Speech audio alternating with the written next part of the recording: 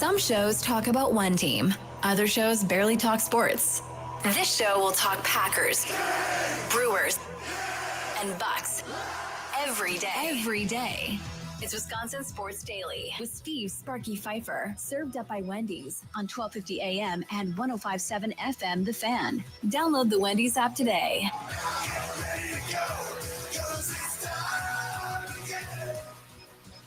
Welcome in hour number 2, Wisconsin Sports Daily. Broadcasting live from 1250 AM at 105.7 FM The Fan Studios, powered by the Potawatomi Sportsbook. Speaking up for the Sportsbook, up for a game? Potawatomi Sportsbook is right there with you. For all international games and matches, the Midwest's best sportsbook opens early. Place your bets, kick back, and enjoy the show on an absolutely enormous video wall, 2,000 square feet. Then grab a cold one, along with food from a menu packed with flavor at the Potawatomi Sportsbook Kitchen. Not up for watching the game, but still want in on the action? You can wager on any sport, anytime at quick service kiosks at the Potawatomi Hotel and Casino. Bet above the rest at the Potawatomi Sportsbook. All right. So I got cut off rudely there in the last segment. I just want to finish up my thought on it. So going back to this whole Contreras thing and the money that he makes, I think Cuero is the guy. Contreras probably gets moved. Probably after next year would be my guess. And again, Cuero's got to stay healthy, right? Cuero's been banged up with injuries the last couple of years, so they got to be certain of that. As far as Peralta goes, he's got 1 year left at $8 million. I've said this before, and I'll say it again. If this team goes in and gets bounced right away, I think there's a chance that Peralta gets moved. If this team wins a World Series, I think there's a chance that Peralta gets moved. However, if this team goes and loses a heartbreaker in the NLCS and they're so close, then I think maybe they can convince themselves to bring back Peralta and try and push for it one more time. I think that's how it plays out for Freddie Peralta. I know that they have talked to Peralta about an extension. They've exchanged numbers several times about an extension. And obviously, Peralta goes out and has the best year of his career. That did not help the Brewers' case for keeping Freddie Peralta long term.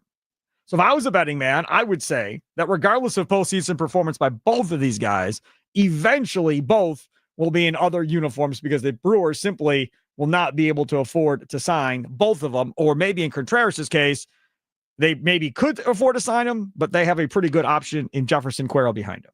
That's how I look at it, Charlie. They do have a pretty good option in Jefferson Cuero, yes. But what I wanted to ask you off of that is, because you have so much young talent coming up at other positions there, and a guy like William Contreras, you go and win a World Series with him. He's extremely important to that World Series run. Right. Maybe next season he goes on and gets back to that top 5 MVP level player. It's Jefferson Cuero.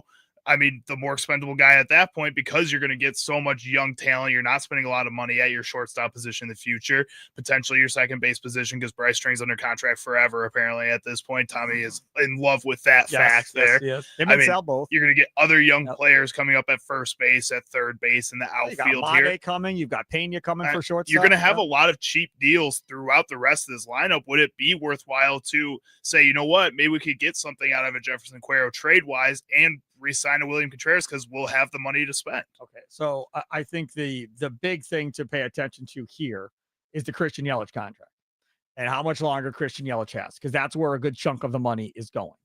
So if we look at this, Contreras will be a free agent in 2029. No, 2028 it is, right? So he's got 2 years left, free agent in 28.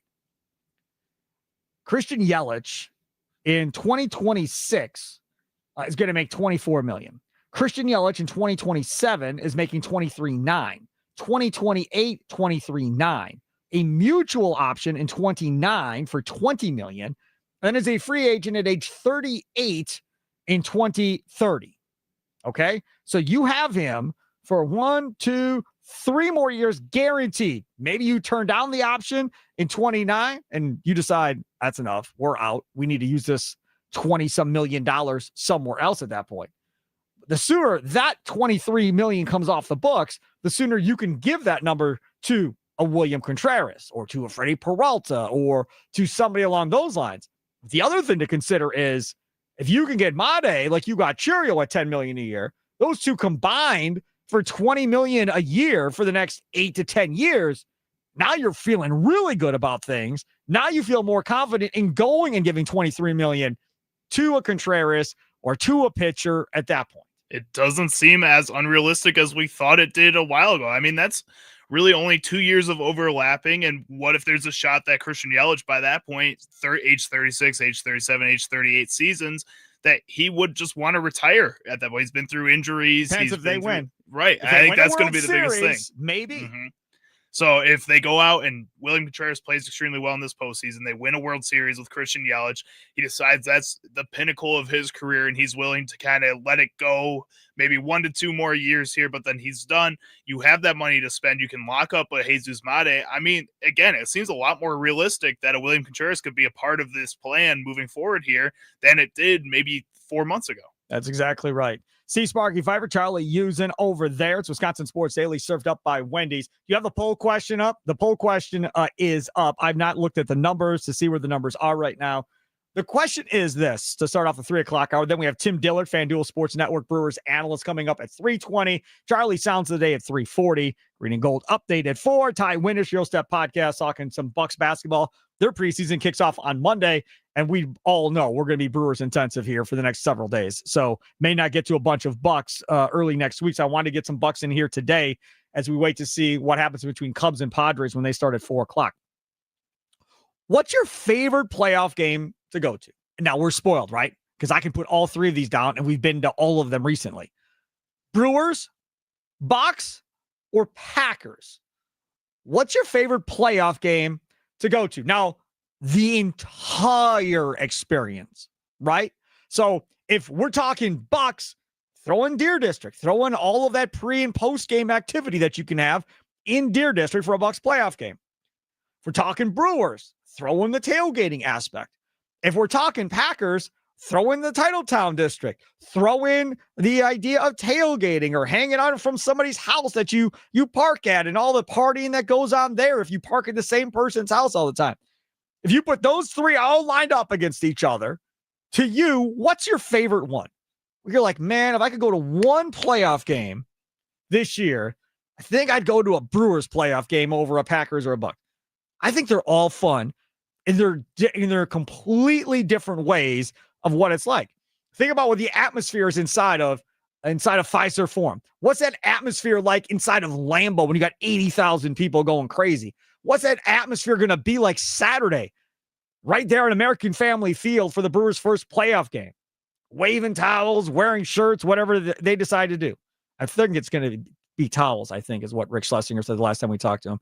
So whatever the case may be, put all of that together and then tell me what's your favorite. You can vote on Twitter, obviously, at the Fan Milwaukee, but I want to talk to some people too. You can also text me as well. It's the Nicolay Law Fan Talk text line 414-677-1250, 414-677-1250.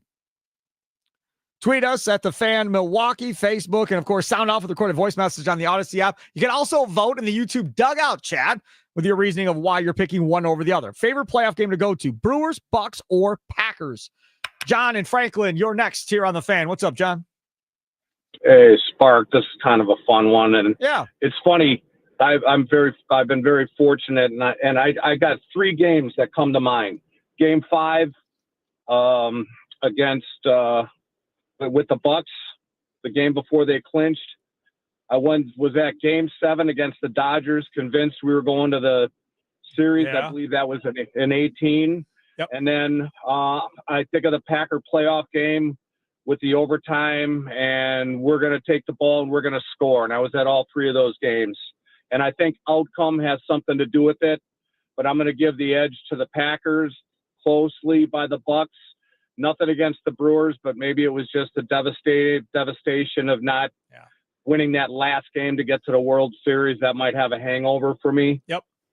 I think that's fair, John. Thanks for the call. And it's funny because I got a texter in saying the exact opposite. 262 just went to a Brewers game last Sunday. Was telling my wife, I care least about the Brewers, but they are the most fun games to attend. I care most about the Packers, and they are the worst to attend, according to the 262. That's pretty wild. Like, you're the biggest Packer fan of the 3, but The games don't do it for you. You don't care about the Brewers the most between Packers, Brewers, Bucks, but you have the most fun going to a Brewers game. It's wild how that all works, but it's very possible. I don't think the 262 is by himself. I've never heard. Well, I shouldn't say that. I've had bad experiences at Lambeau, having beer spilt on me consistently, literally on accident, every time. Nobody was throwing a beer at me. It was just spilt. Every time I sit down, somebody at some point will spill a beer on me at Lambeau. So I was like, okay, it's been fun, but I don't need to do this anymore. But I'm going on Sunday when the Packers play the Bengals, taking the kids for their first time at Lambeau. So we'll see if it happens again. But the tailgating, Lambeau, all of that, cool.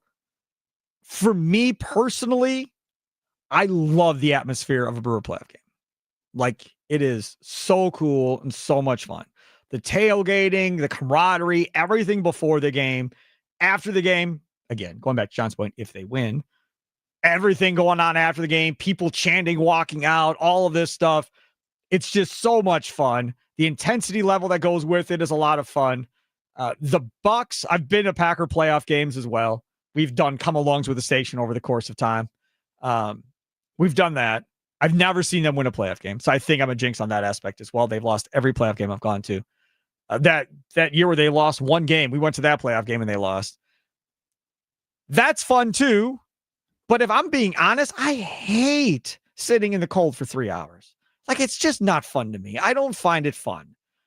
I don't. If I'm going to be in the cold weather for 3 hours, I'd rather be going down a hill on a sled or something for 3 hours and doing that than sitting there freezing in slush on my boots and everything else. The Bucks are absolutely fun, and I like that atmosphere and all of that. So it's nothing against the Bucks, but for me, it's the Brewers are number one for me. I've only ever been to one of these. I've been to Brewers playoff games back in 2011 when I was 10 years old. And that was one of the most electric experiences of my life. I've been to a lot of really cool sporting events, and some of those games were just the pinnacle of that. Playing Arizona was the big series that I remember. And those two of the games that we got to go to, and it was so much fun. Right. With the Bucks, I got to be at Deer District when they won the championship, but they were in Phoenix for that game. How cool was that? So that was really cool. That was, again, just elation from At any everybody. point were you concerned, like, how am I going to get out of here if something goes wrong? Did not. Because that's all I was thinking about watching it on TV back here. Because I was doing post-game show. So I was back here. I didn't go to any of them. I was sitting here every game waiting to do post-game show, cutting highlights and whatever else. And all I was thinking was, man, if something goes wrong, how are those people getting out of there? That's all I was thinking about, was a safety issue. Obviously, nobody down there was. They were just partying and not caring People less were about anything. climbing light poles and nobody cared. It was just so much fun. Again, it was the happiest I've seen that many people just all over the city. Yep. And like everybody was hugging everybody, high-fiving. It was great. It was awesome. And the Packers, I'm going to my first Packers game in November, so that's going to be a lot of fun. I'm going to see them take on the Eagles on Monday Night Football. That's going to be a battle. That's going to be a I'm great really excited game. for that one. Yeah. But that's going to be a lot of fun. So I'm just witness that experience or that environment for the first time. I've only ever been to one other NFL game. That was at Soldier Field. And sadly, Soldier Field is not a fun place to watch a football game. Correct. It's kind of weird, kind of empty. I think from my own experience, obviously the Brewers are number one, but I think I'd prefer to see an NFL playoff game and want to be within that atmosphere, especially at a historic place like Lambeau Field. I think that is something that I will have to witness at least sometime in my life, like a bucket list as a sports fan. And then it's the Brewers number two, and then it's probably the Bucks number three. And I think this is more just a problem with the NBA in general. The last NBA game I went to was at the United Center for a Bulls game in the play-in tournament. And it just felt so artificial, just everywhere. Just felt so hard. It did not feel like I belonged there, I guess. And I feel like that's something I've felt within basketball, just in general, the last Bucks game that I went to. And it just didn't really feel like I was that involved as a fan like the other ones. Meaning like you didn't fit in because everybody had so much money, but you're stuck in the upper deck? Again, it just felt like I was watching it from 2K, like from a video game almost. And that just feels weird. Like, it doesn't feel like I'm in the game. It doesn't feel like I'm invested. It just felt like, again, I was watching a video game. It didn't feel as fun. I think Fifer Forum is a cool atmosphere. I think I need to see it in a playoff game. Yeah, I think Fifer Forum is cool in the playoffs. Their in-game stuff, their big dramatic over-the-top opens they do in the playoffs and stuff like that. I think that's all good. But to me, a basketball environment is completely relied on how much your fan base is really into it. You can go to one Bucks playoff game and it's amazing. You're like, holy crap, I stood like half the game. That was fun. And then you can go to another one like, damn, this crowd sucked. Like, I rather would have been at home or in a bar watching this than here. Like, it's a library in here. And that's every NBA arena around the league. This isn't just a Bucks thing. This is every NBA arena. So well, I think that's the Bulls' biggest problem is their fans just don't care. Like at this point with that organization, they're so everybody's so fed up with that team that the fans don't get hyped even when it's a close game. So get your vote on right now. Poll question is up on the Fan Twitter account. All you have to do is go find the Fan Milwaukee on Twitter. Make your vote there. What's your favorite playoff game to go to between the Brewers, Bucks, or Packers? For me, it's the Milwaukee Brewers. What about you? It's Wisconsin Sports Daily, served up by Wendy's, live from the 1250 AM, 105.7 FM, the Fan Studios. Powered by the Potawatomi Sportsbook. Up next, Tim Dillard, FanDuel Sports Network, Wisconsin Brewers analyst.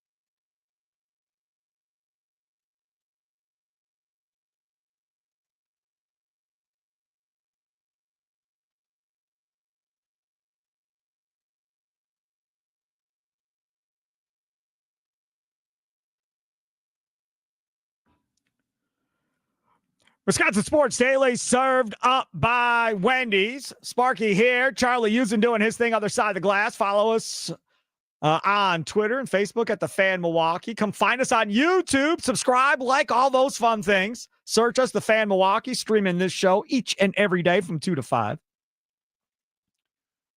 Joining us now via YouTube. So we move things around, Tim Dillard. Nobody really knows this. I don't know when he's talked about it on the radio.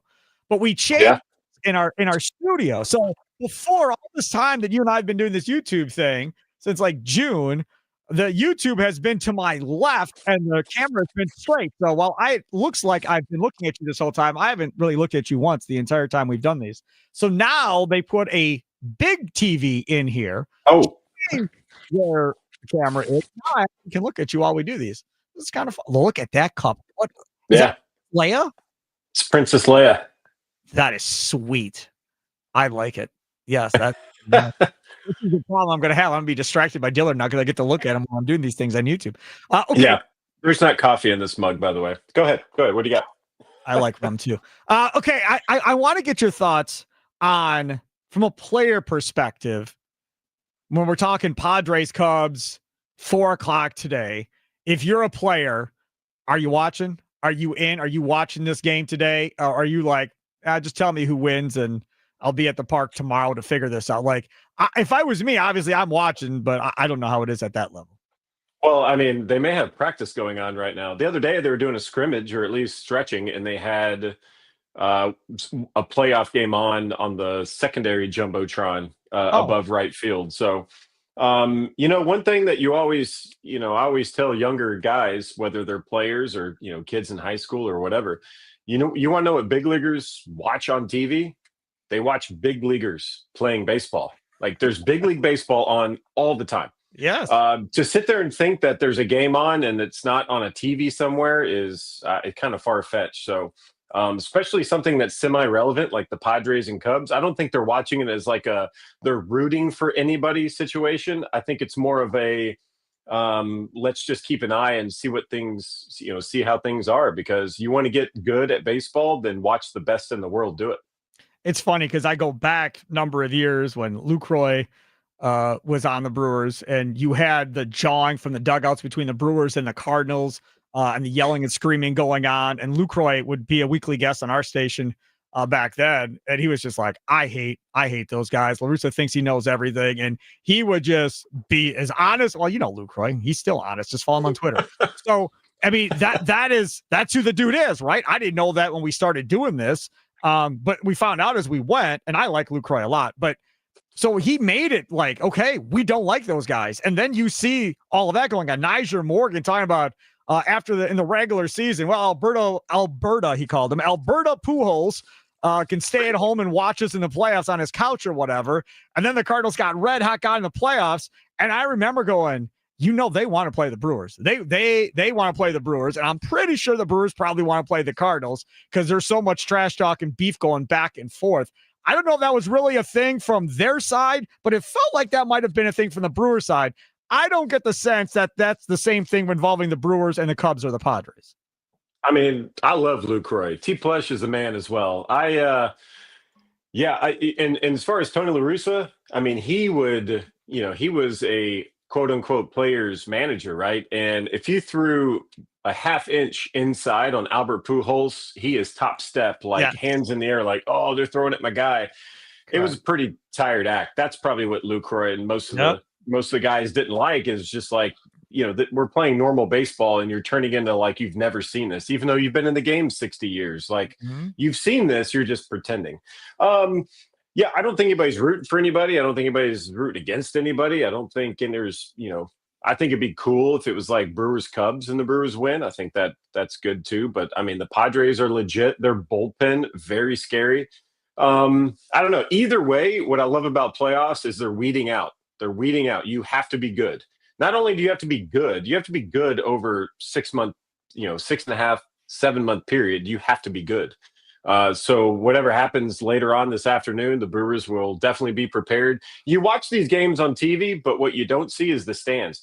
I guarantee the Brewers have advanced scouting all up and down all these games, watching, taking note of everything going on, because regardless of who they play, they can't control it, but they do know that they're going to be prepared for whoever they face. Talk with Tim Dillard, FanDuel Sports Network Brewers analyst, joins us each and every Thursday at 3:20 here on Wisconsin Sports Daily, served up by Wendy's throughout the Brewers season. Thank you for being willing to do that with us. So a piece today in the Players Tribune, I don't know how much you go on Players Tribune's website, a letter from William Contreras to the fans of Milwaukee. And I absolutely love it. And the closing paragraph is probably my favorite. When he brings up Bob Uecker. It's like Bob always said, no one better than you. Well, actually, Bob, probably some are better than me. I'm not the best. None of our group is. But if you're telling me another team is the best, man, I swear I haven't seen them. No one better than Milwaukee right now. No one better than us. As a fan, you love that. Like, it gives you chills hearing a player say that. However, I'd like to go to the beginning part of this piece for you, Tim Dillard, because something that he said at the beginning part of this piece kind of raised my antennas a little bit. Not that I'm shocked by it, or that maybe a fan would be shocked at it, or whatever the case may be. But he talks about in 2023, and you know, 92 wins, champions of the divisions. I'm playing a lot. I'm hitting. One thing with Milwaukee, though, it's very calm. And if you're a guy like me who is giving 200% to win, always intense, you have to kill me dead to beat me. The calm can be helpful. It's balanced. But I think we had some guys in 23 where ... okay, ... maybe it's too calm, because if they lose, it's not killing them. I remember Arizona beat us 2 straight in those playoffs, so we're out. I left the field. I'm actually crying tears. I'm feeling so responsible. But then I'm seeing guys who are leaving. It's 5 minutes after the game, and they almost look happy. One guy is saying to me, yeah, now I'll go fishing. I'm like, what is this? We had to move on from that type of mindset. Something was missing to be great. I'll take that and go over to the Adam McKelvey piece on Christian Yelich. And Christian Yelich is saying, hey, man, like always, everybody keeps asking, like, what's so great about this team? How did you do 97 wins? And I can't say what he said because I'll be fired, but he said, it's simple. We all give up bleep, right? And you read that and you're like, well, of course you do, right? And you're professional baseball players. Of course you care. But then you read this from Contreras from just 2 years ago about the Brewers losing in the playoffs.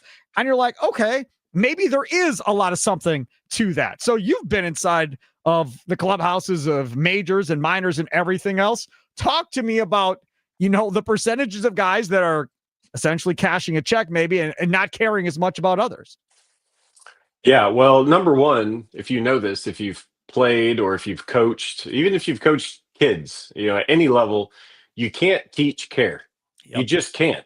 And then especially professional sports, where if you give someone, you know, $10 million, you don't know how they're going to act, especially 10 million or 50 or 100 million guaranteed.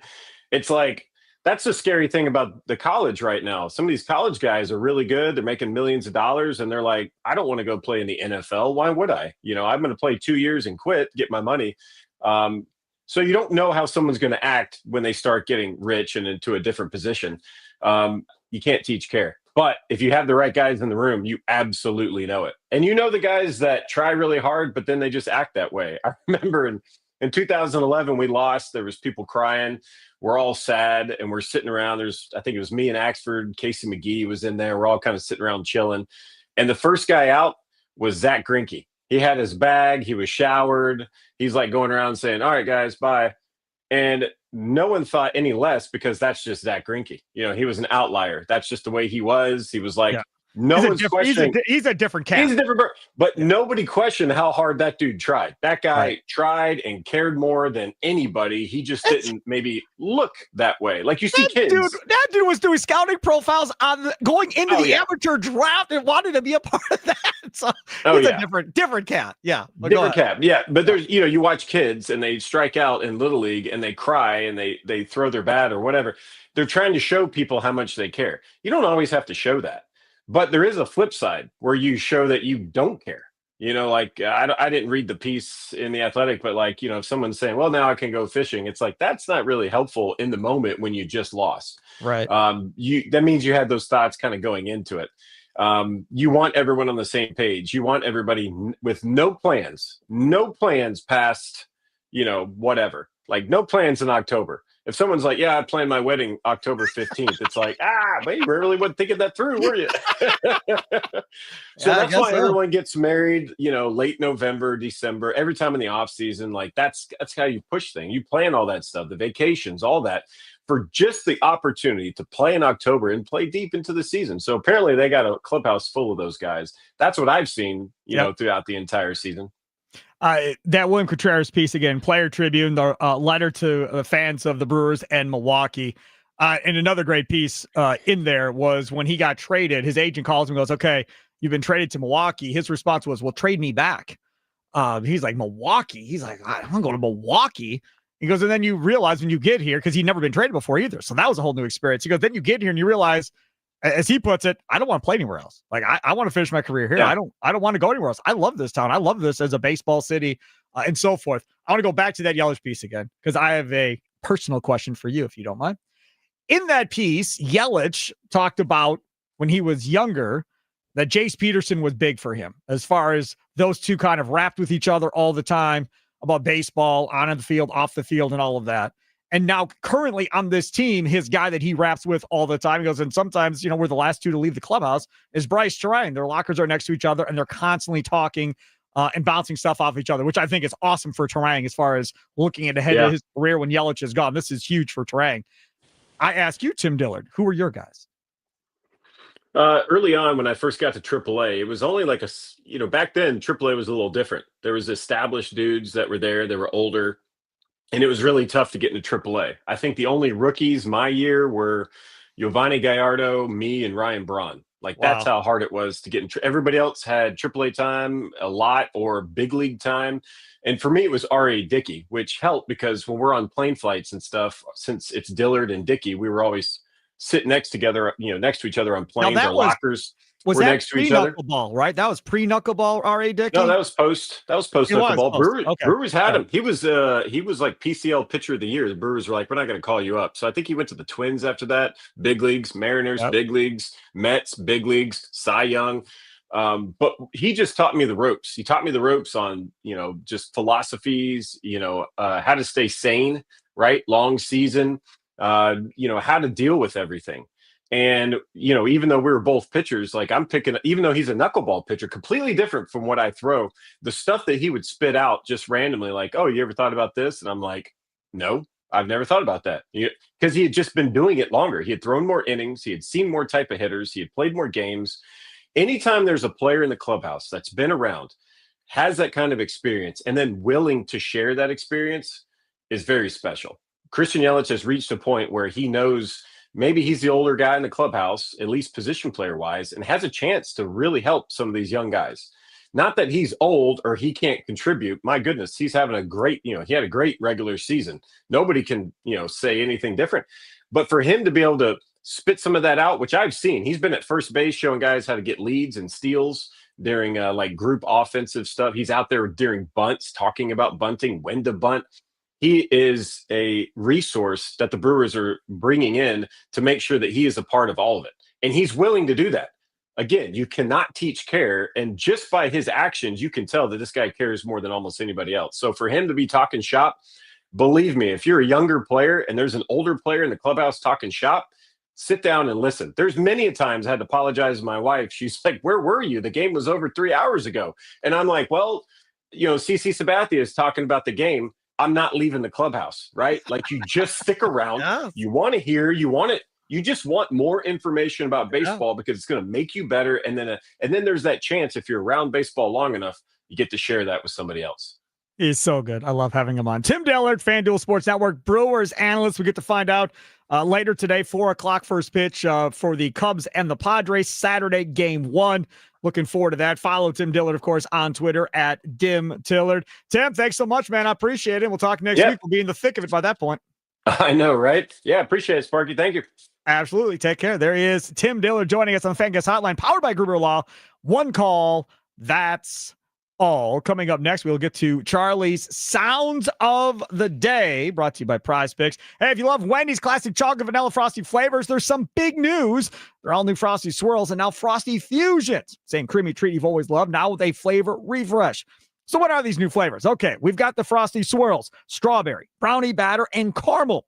and the Frosty Fusions, Oreo Brownie, Caramel Crunch, piece of toffee, Pop-Tart Strawberry. So clock in for sweet treat time with Wendy's, all new Frosty flavors. A refresh on a classic. It's gotta be Wendy's. That quick timeout. Come back. We'll see what Charlie has picked for the top 3 clips of the day on Wisconsin Sports Daily, served up by Wendy's, live from the 1250 AM and 105.7 FM The Fan Studios, powered by the Potawatomi Sportsbook. Sparky here.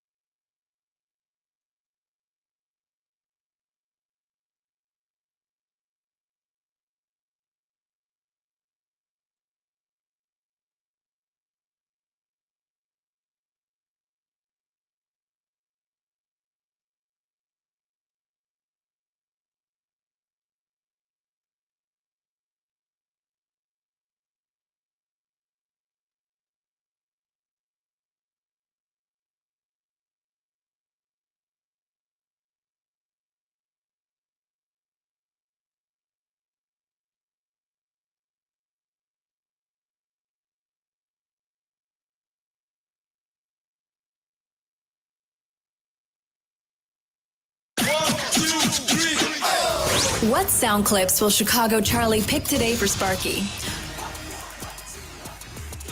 Will Sparky become enraged?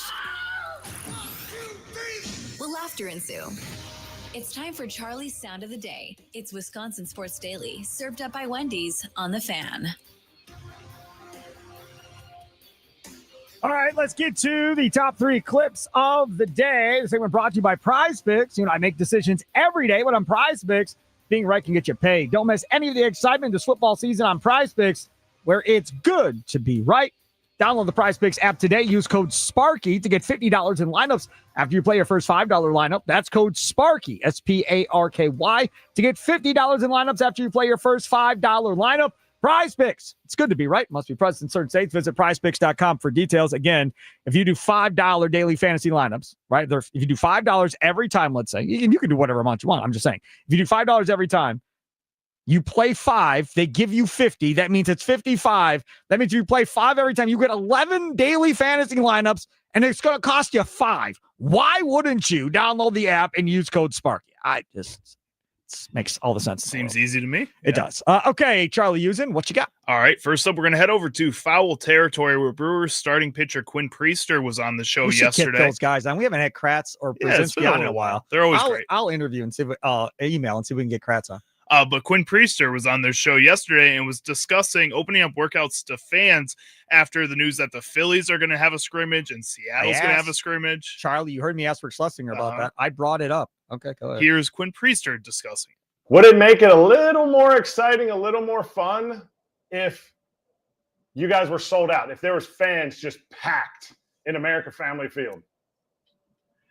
Yeah, I definitely think it would be different. I think it'd be really fun. I know our fans, are the best. They would do something like that. However, our leadership thought that doing what we're doing right now, being together as a group, being a team with, and really, keeping each other, holding each other accountable was kind of the best way forward. And we're really enjoying this time to, like we've been saying, is to compete and get a little uncomfortable, put ourselves into situations that, are hard ones to navigate, whether it's, second and third, nobody out, bases loaded with 1, first and third, all those things. And so we're able to control a lot more.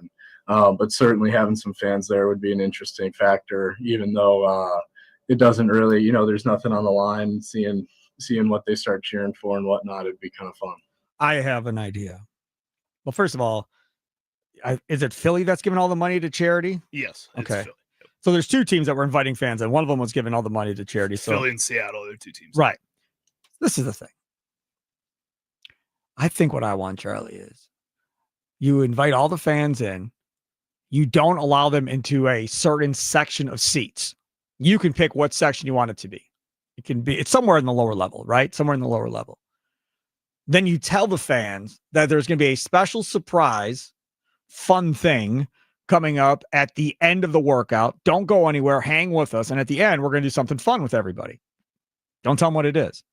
And then at the end, figure out a song, some fun song to play, whatever the case may be. And the whole team, coaches, everybody, head into the stands, sit in a section of the stands, and everybody does the wave together, including the players. In the stands, the players do the wave with the fans in the stands going around. That would be awesome. Did you hear anything I said? I did, yeah. That, to me, is something that would be cool. I've never seen any team go in the stands and do the wave at all. Never heard of that. I've heard coaches and players complain about when the wave is being done in the stands and all of that stuff during the game. But to see a bunch of uniformed players in the stands with the fans all doing the wave at the end of a workout, to have that video, that thing would go viral for certain. There's no question it would be a whole big deal. And I don't know what the song would be. You have to figure out what song it's going to be. But I think it could be fun. I think it'd be something that'd be absolutely hilarious. And everybody in that stadium would be like, I was there when Christian Yelich was in the stands doing the wave with us, man. The whole team was there. Even Murphy was doing it. Like, that would be unbelievable.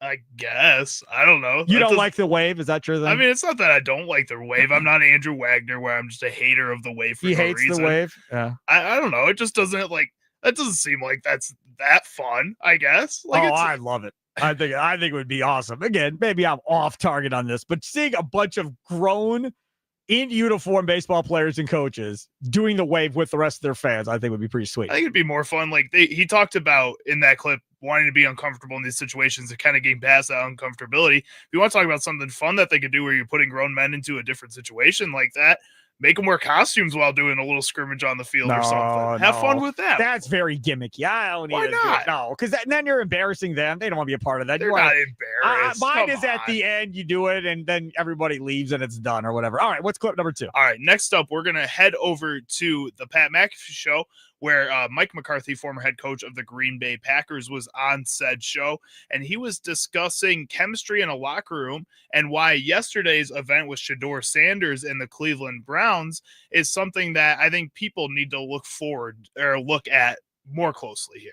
The question is, what are they saying in Cleveland? And I would think that, like going back what I just said earlier, the quarterback rooms are, offensive line. I mean, some of those rooms are some of the closest rooms that I know that I've been able to witness over the last 30 years in this league. So, and so as long as those guys are okay in the locker room, because the most important room in the organization is the locker room, and I've always believed that. And just as long as those guys are right, because it's all about the football. I mean, we're going to laugh and guys are going to do things. Some guys will do something a little stupider than others that will cross the line, but long as it's not too far over the line, you pull them back in because you do want everybody to beat themselves. AJ, we used to talk about all the time with the new leadership guys. We want the personalities of everybody in our locker room structure, rules, and how we want to operate within our culture. We want everybody to beat themselves because everybody will be the best version of themselves.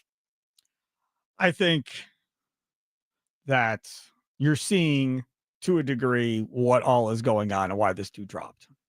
And you can tell me all you want that it has to do with talent if you're a scout and all that other stuff. I don't think so. I think there was the fear of what happens if you draft him and it doesn't work out. The fear of you draft him and he doesn't win the job, right? I think there was that fear going forward. Now, as I said yesterday, you don't want to talk because you don't want to say something wrong. And you're just like, dude, I'm not talking about this next. No comment. Because no matter what I say, y'all are going to get mad at me. Or if I say something wrong, then I'm going to get somebody else mad at me in here. So it doesn't serve me any purpose to talk about this. Next question. Let's move on. I just really think that that's part of the reason that he fell. And I also really think that what they're doing to Dylan Gabriel is not setting him up for success. They're setting him up to be replaced by Shedeur Sanders after the next 2 weeks, like I said yesterday. And then you're going to give Sanders 3 games, which are all winnable because the 3 teams aren't all very good. And now you put him in a position to win the job and go forward. Now, I don't know if these 2 knuckleheads have figured that out yet, but that's what it feels like to me at this moment in time. Because remember, the Browns owner was the one that stomped, also Bucks owner, that stomped to get this thing done. And at the end of the day, he's going to get his way. All right, one more clip. All right, and last up here, we're going to head over to the Cubs-Padres game yesterday afternoon, where ESPN's Ben McDonald does an awful job. Former Brewers pitcher Ben McDonald. Apparently, he doesn't care about hockey at all, and he does an awful job of promoting ESPN's latest hockey package that they're promoting here. And the Blackhawks return to the ice next Tuesday, NHL opening night against the defending champion Florida Panthers at 5 Eastern, 4 Central on ESPN. Triple header that night. Penguins, Rangers, Avalanche, Kings. Ben, I know you got an opinion on this. Panthers three-peat this year. What do you think? If you say so. I mean, good luck to them. Are you asking me if I'm going to be watching? No, you'll be watching, of course, because you work for ESPN. You'll be watching Friday night. There is zero chance I'll be watching. I'm just going to be honest with you. Where will you be? I will be somewhere, but there's zero chance I'll be watching. All right, thanks, Ben. We'll be watching. Thanks for the rating. That's awesome. I'm sure ESPN so good. Sent him a very stern email after that. We're having a Zoom meeting tomorrow, Ben. You need to. I don't care if you're not watching, buddy. You got to say you're watching. That is awesome. I mean, you can just hear him. I'm not watching. If you say so, dude, whatever. I ain't watching that no matter what happens. That's really good stuff. I really enjoyed that. So there are your 3 clips of the day. It is Wisconsin Sports Daily, served up by Wendy's, live from 1250 AM, 105.7 FM, the Fan Studios, powered by the Potawatomi Sportsbook. And we are coming up on first pitch here coming up in the next 7 or 8 minutes. We got like 2 minutes before we have to get to a break. Then it's a Green and Gold update coming up. Ty Windish of the Eurostep podcast at 4:20. Things that we missed on today's show coming up at 4:40. I will come to you for the quick game preview. Literally, it's going to be 2 minutes long. On Cubs Padres, Jameson Taillon gets the ball against Yu Darvish for the Padres. What does one Cubs fan, Charlie Usen, think about this one? I was not very confident going into the day today, and I came in and I talked to my other resident Cubs fan, Rami Makloff, and he eased some of my tensions that I had about the Cubs. The Padres, he pointed out, have a bullpen that's been used a lot over the course of this series and the past couple series before this. And a guy like Mason Miller, Morion on that team are both going to struggle in a game like this if they have to come out into this game earlier than we expected. And with Yu Darvish not pitching as well as a lot of people have expected him to coming into this game, that really leads more towards the Cubs. The only thing that I'm a little worried about is Yu Darvish knows Chicago and he knows Wrigley Field. And in a game like this where he needs to be comfortable, he's going to have that comfortability there for him. I think Yu Darvish is taking guys out to eat at his favorite places in Chicago the last couple days. Maybe. They've been playing afternoon games, so I mean, go out and have dinner, a nice restaurant, whatever he may I know like. he's friends with Seiya Suzuki, so maybe they were hanging out a little bit, maybe getting some secret insight to the Cubs batting lineup, you know? I don't know if that works the same in baseball as it does in like football, but I'm going to say, let's make predictions. I'm going to say Cubs win this one 5-3. Cubs win 5-3, and I'll take it a step farther. Kyle Tucker homers in this game. All right. And Kyle Tucker has sucked to this point. I think the Cubs also win this one 6-2, and I say Michael Busch homers in this one. That wouldn't be as surprising to me. It wouldn't be because he's been pretty hot in the series, actually one of the hottest Cubs in the lineup. I think this is just one where he's going to keep proving it. I feel like there's pressure on Kyle Tucker. If they lose this series and he goes over in this game, there's legitimate pressure. People are going to be talking about, dude, you're a free agent. You want us to give you like $500 million. You didn't do jack in that playoff series to help us go forward. I think Kyle Tucker's feeling some pressure going into this one. Take a quick timeout, come back. We'll get to our Green and Gold update powered by the Potawatomi Sportsbook. We're going to jump into some Devontae Wyatt concerns and how the Packers plan on addressing that position straight ahead here on Wisconsin Sports Daily, served up by Wendy's on the Fan.